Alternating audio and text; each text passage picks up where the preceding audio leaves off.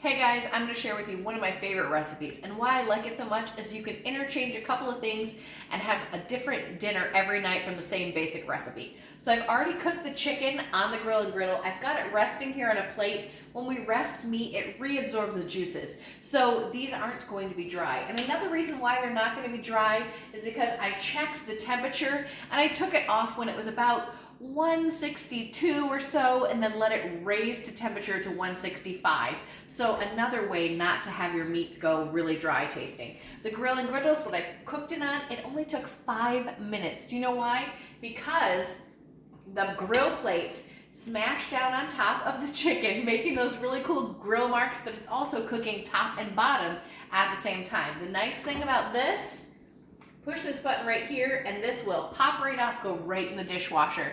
Another really cool feature about this is where the grease goes down into, that little piece is actually removable. It can go in the dishwasher too. So you're not bending over trying to clean out cracks and crevices. Everything goes in the dishwasher. That's what I love when I'm cooking. I want it to be quick and easy. Now we're gonna come right back over here and I'm gonna show you the Rapid Prep mandolin. The food goes right in here in the food hopper. This back here, these little dials are going to shift and change how the Rapid Prep mandolin works. This is going to give you like a disc shape. This is going to be a French fry shape, and right here is going to be julienne. So let's turn it, turn the dial here to the French fry cut, because I'm going to do the onion and I want it to not only slice it this way, but slice it this way as well. So with just a little touch of that dial, it can change that. And down here on the bottom, there's numbers.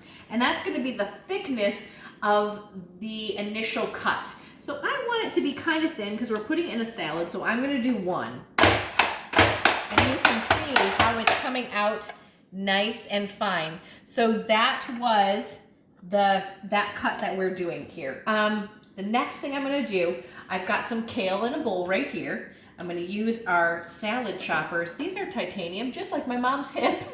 And that means they're actually lifetime guarantee. We do have some items that are lifetime guarantee. And you can just see how it's cutting right through the kale.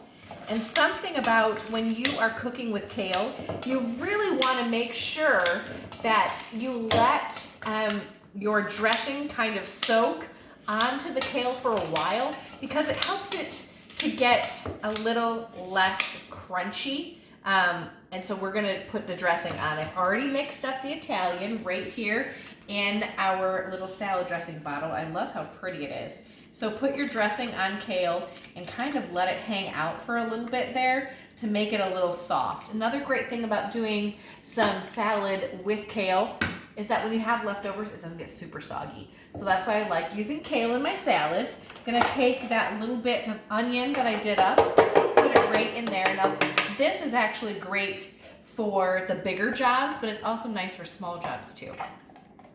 So I'm not doing a lot of onion because I'm just cooking for my husband and myself tonight.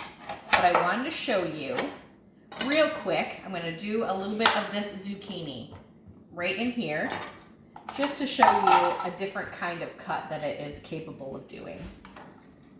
Want to go with the flat here and be a little bit thicker. The nice thing is that we're getting the same size, so when you cut things in the same size, like if you were a famous chef like Gordon Ramsay or Anne Burrell, she's one of my favorites. If you know them, give them my number because I'd love to see them cook sometime, or just, you know, trade notes, because I know they can cut perfectly like this, and now I can too with the Rapid Prep mandolin. Maybe it'd even be faster if we were in a race. So that's some nice zucchini in there. I'm also gonna do some sun-dried tomatoes.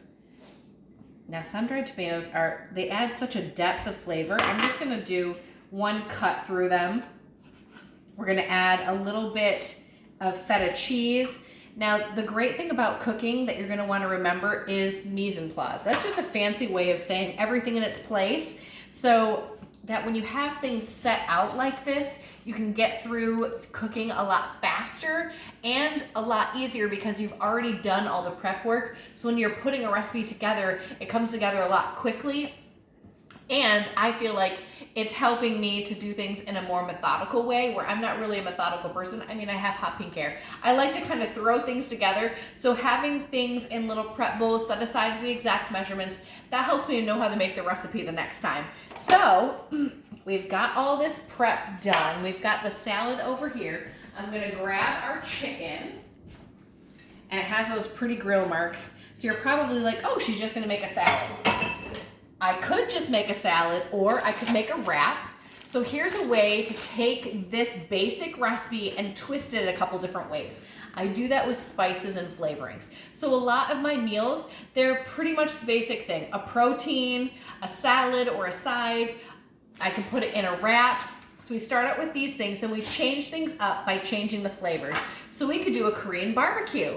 And instead of this, we could do like a coleslaw. We could do coleslaw with a mayo, with a little bit of vinaigrette, and add this seasoning to your chicken and to the salad, and it brings it and makes it all cohesive. Another fun way to change up the recipe would be chili lime.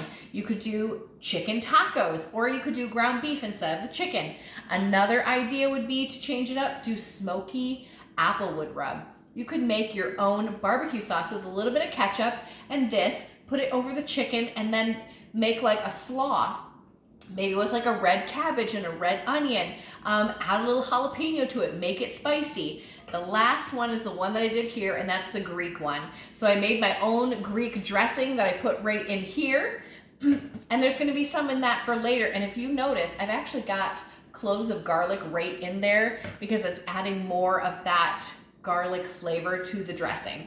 And I use a little bit of this, a little bit of olive oil and a vinegar. I really like using sherry vinegar. It's kind of a lighter, zestier vinegar, not as heavy or as sharp.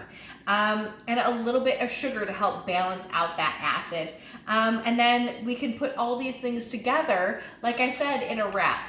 And I don't know about you, but my kids really do like to eat things when they're in a tortilla. So I'm finding it's really easy. Cut the chicken up really small, maybe put some cheese in there. I know I've got feta in this particular recipe for my husband and I, but that would be another way to have a dinner all done in 4 different ways. You could do the same dinner every single day of the week and it would still look different and taste different. So I hope that these tips helped you and you got to see a little bit more of our products, and I can't wait to share more with you.